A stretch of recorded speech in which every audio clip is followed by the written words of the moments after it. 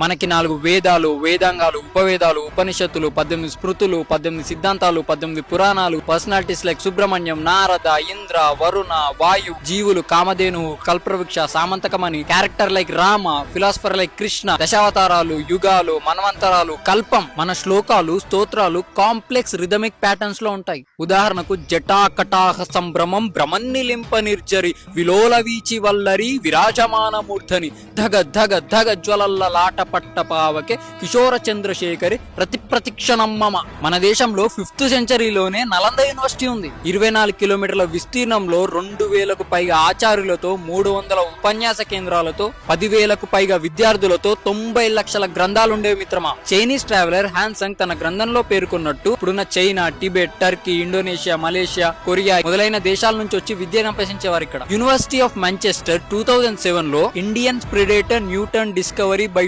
250 years అంటే భారతీయులు Newton కన్నా 250 years ముందే గ్రావిటీ యొక్క థియరీ కనుక్కున్నారని నేను చెప్పడం కాదు, యూకేలో ఉన్న యూనివర్సిటీ ఆఫ్ మాంచెస్టర్ చెప్పింది. మనకి మహర్షి కన్నడ్ రాసిన వైశేషిక దర్శనంలో ఉంటుంది గురుత్వ ప్రయత్న సంయోగనాం ఉక్షేపణం, అదే గ్రావిటీ థియరీ. ఇటలీలో ఉన్న పీసా టవర్ 5.5 degrees లీన్ అయితేనే వండర్ అయినప్పుడు, వారణాసిలో ఉన్న రత్నేశ్వర్ మందిరం 9 degrees లీన్ అయింది. ఇవి పుక్కిటి పురాణాలు కావు మిత్రమా, పరిడవిల్లే నాగరికతలో పుట్టిన పురాణాలు. ఇప్పుడు వెంటనే ఈ సూడో సెక్యులరిస్టులు, కమ్యూనిస్టులు, ఎథిస్టులు అందరూ వచ్చి మరి అంత టెక్నాలజీ ఉన్నప్పుడు రాకెట్ కనిపెట్టొచ్చు కదా అని అంటారు. వాళ్ళు తెలుసుకోవాల్సిన విషయం ఏమంటే, సుమారుగా 800 సంవత్సరాలు మనని పఠాన్లు, షేకులు, బాబర్లు, మొఘళ్ళు, నిజాంలు మన దేశం మీద దండెత్తి టెంపుల్స్ ని డిస్మాంటిల్ చేశారు, గ్రంథాలను తగలబెట్టేశారు, కల్చర్ ని నాశనం చేశారు. దీని వల్ల మనకిప్పుడు నాలెడ్జ్ గ్యాప్ ఏర్పడ్డది. మనని 200 సంవత్సరాలు బ్రిటిషర్స్ మనం దోచుకొని మిషనరీస్ పెట్టి ఇండైరెక్ట్ గా మన కల్చర్ మీద దాడి చేశారు. అంటే సుమారుగా 1000 years ఇన్వేజన్ కి గురైన కంట్రీ మనం. కానీ ఎంతమంది ఎన్ని చేసినా మన రామచంద్రమూర్తి నుంచి మనం వేరు చేయలేకపోయారు.